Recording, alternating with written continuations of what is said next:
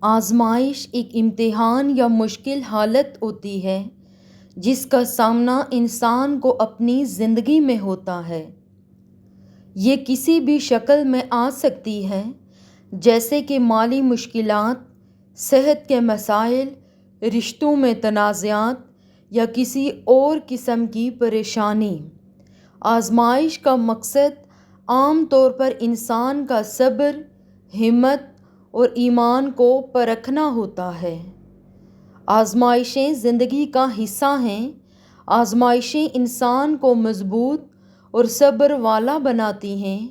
مشکلات کا سامنا کرنے سے انسان کی ذہنی اور جذباتی پختگی میں اضافہ ہوتا ہے۔ یہ ایمان اور صبر کا امتحان بھی ہو سکتی ہیں۔ آزمائشوں کے ذریعے اللہ تعالیٰ اپنے بندوں کی آزمائش کرتا ہے تاکہ ان کی وفاداری اور اخلاص کو جانچا جا سکے۔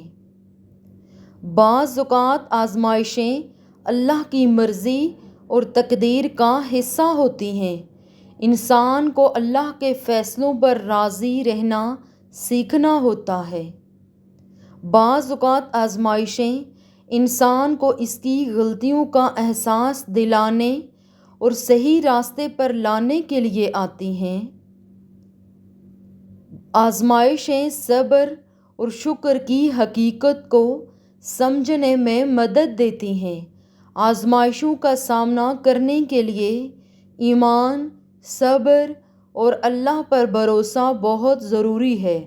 اللہ تعالیٰ اپنے بندوں کی وفاداری، ایمان اور صبر کا امتحان لینے کے لیے آزمائشیں بھیجتا ہے۔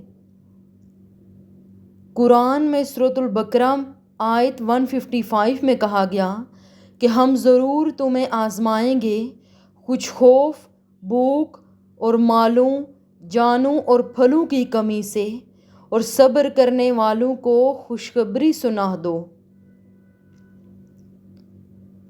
بعض اوقات انسان پر آزمائشیں اس کے گناہوں کا کفارہ ہوتی ہیں۔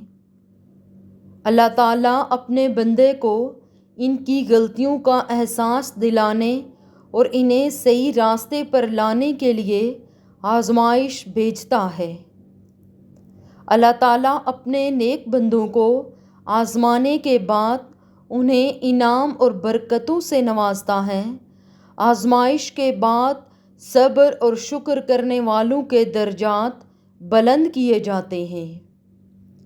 بعض اوقات آزمائشیں ہماری تقدیر کا حصہ ہوتی ہیں۔ انسان کو اپنی تقدیر پر قبول کرنا اور راضی رہنا سیکھنا ہوتا ہے۔ آزمائش کے ختم ہونے کی کچھ نشانیاں ہو سکتی ہیں جو انسان کو احساس دلاتی ہیں کہ اس کی مشکلات کم ہو رہی ہیں یا ختم ہو چکی ہیں۔ جب آزمائش ختم ہو جاتی ہے تو دل میں سکون اور اطمینان محسوس ہوتا ہے۔ انسان کو ذہنی اور جذباتی سکون ملتا ہے۔ اگر آپ نے آزمائش کے دوران دعا کی ہو اور وہ دعا قبول ہو جائے تو یہ ایک نشانی ہو سکتی ہے کہ آزمائش ختم ہو چکی ہے۔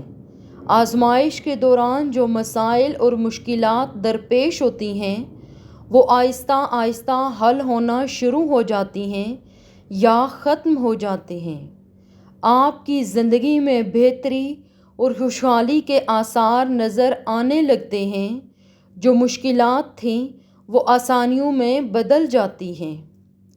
جب آپ صبر اور شکر کے ساتھ آزمائش کا سامنا کرتے ہیں اور اس کے بعد آپ کو اللہ کی طرف سے انعامات اور برکتیں ملتی ہیں تو یہ بھی ایک نشانی ہو سکتی ہے کہ آزمائش ختم ہو چکی ہے۔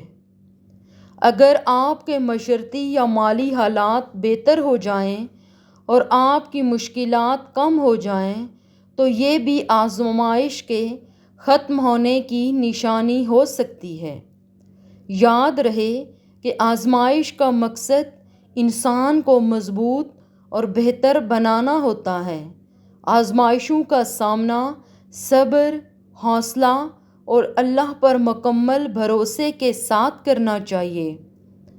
دیکھو، آزمائش تمہیں اللہ سے ملواتی ہے، درد تمہیں سجدوں تک لے آتے ہیں، تکلیفیں تمہیں تہجد تک لے آتی ہیں، زندگی کی ہر کمی تم سے دعائیں کرواتی ہے، اور ہر دکھ اور مشکل تمہیں جائے نماز تک لاتے ہیں، اور اللہ اپنے پیاروں کو ہی سب سے زیادہ آزماتا ہے، کیونکہ وہ ہمیں اپنے قریب دیکھنا چاہتا ہے، تو اس لیے اللہ کے قریب ہو جاؤ۔